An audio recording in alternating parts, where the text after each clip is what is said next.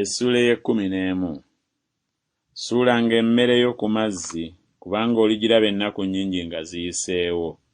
Owenga 7 omugabo, weewaawo 8, kubanga tomanyi ekibi bwe kiriba ku nsi.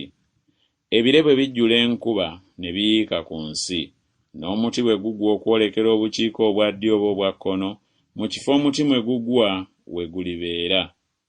Alabirira embuyaga talisiga, n'oyo atunuulira ebire talikungula. Nga bw'otomanya ekkubo ery'empewo bwe liri, newaakubadde amagumba bwe gakulira mu lubuto lw'oyo ali olubuto, era bw'otyo bw'otomanyi mulimu gwa Katonda akola byonna. Enkya osiganga ensigo zo, n'akawungeezi toddirizanga mukono gwo, kubanga tomanyi bwe ziri ku zo eziriraba omukisa, oba zino oba ezo, oba zonna ziryenkana okuba ennungi. Mazima omusana guwooma, era kigambo kya ssanyu amaaso okulaba enjuba. Weewaawo omuntu bw'awangaala emyaka emingi agisanyukirenga gyonna, naye ajjukirenga ennaku ez'ekizikiza, kubanga ziriba nnyingi.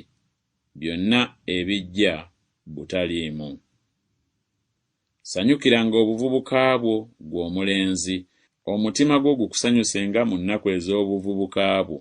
Otambulirenga mu makubo ag'omutima gwo ne mu kulaba kw'amaaso go, naye tegeera nga Katonda alikusalira omusango gw'ebyo byonna. Kale jjangawo obuyinike ku mutima gwo, oggyengawo bubi ku mubiri gwo, kubanga obuto n'obuvubuka butaliimu.